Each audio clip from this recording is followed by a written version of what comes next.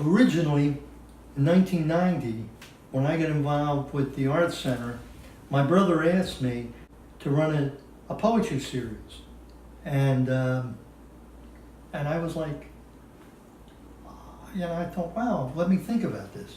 But then I thought, well, this will give me a chance to have programs that I want to have. I wanted to have programs that also dealt with past poets, memorable poets, and like William Butler Yeats, or Polish poets, or even Michelangelo. He wrote a bit of poetry. T.S. Eliot, Walt Whitman. So I always wanted to have programs that incorporated some of the great poets in the past. William Wordsworth, Edgar Allan Poe. So that was an opportunity for me to start the series, bringing in all kinds of other poets. So that was one of the things I wanted to include. That helped me make that decision to run the series. Plus I felt it would be good for me.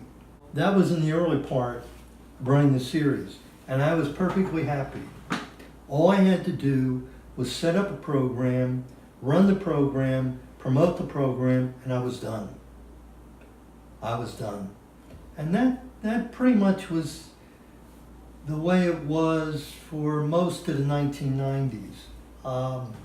Except when there came a couple times when there was a critical issue in terms of who would become the new president. And so I got more involved then. And then in the early 2000s, and that's when I said we got a problem with the administration, at the Art Center, where they didn't want to support the journal. I was still doing my own thing, with running the series. I continued to do my own thing. And then I felt, well, even if they didn't want to be involved with the journal, which I felt was a slap, I could still run the series. So I continued to run the series. And I enjoyed it. It gave me an opportunity to meet all kinds of other writers and poets. And I was on the board of directors, but I didn't have a big role on the board of directors. And I was there, I made my vote, I was involved. But then, kind of like in the last 7 or 8 years, other people began to come, and it became like the opportunity then to have critique groups, which meant more involvement for me.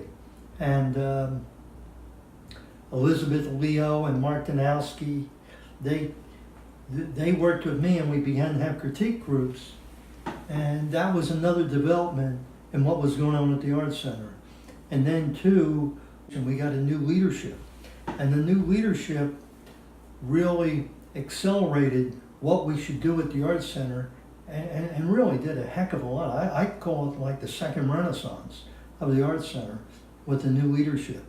I stayed on as a director, but then that's when we called it the Humanities Art Center, the Humanities program.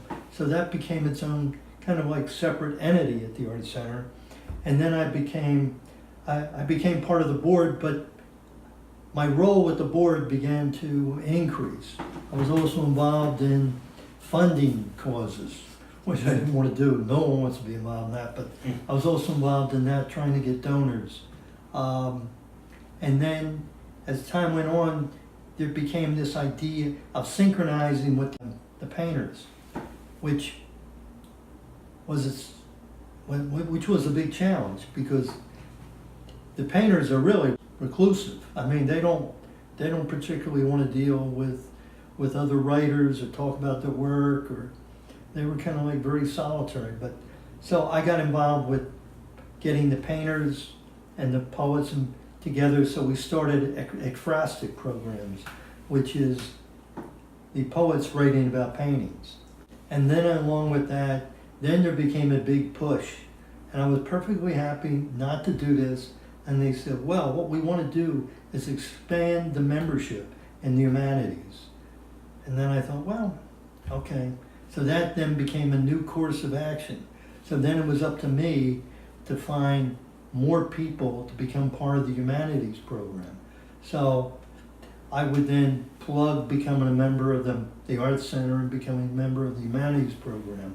So that became its own little challenge. So that I took on a new responsibility with that. I also got more involved in framing workshops.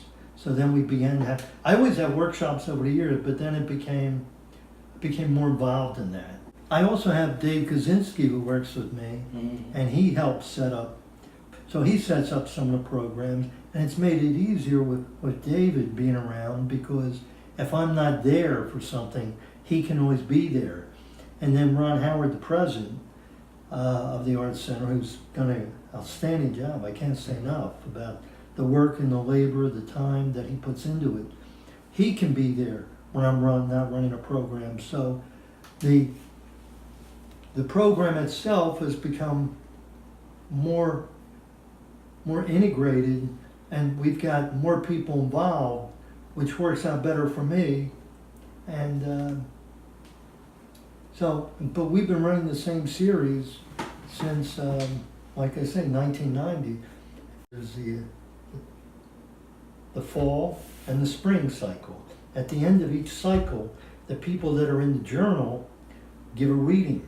And that gives me an opportunity to give people who are in the journal a copy of the journal, because every time you send out a copy of the journal, it costs you like $3.25. So that saves me from the trouble of mailing it, which is a bit of a hassle. And they can get the copy, and everybody has a chance to meet everybody in the journal if they show up. So it's a good opportunity to meet people. So that's always in the end of each cycle, the spring and the fall.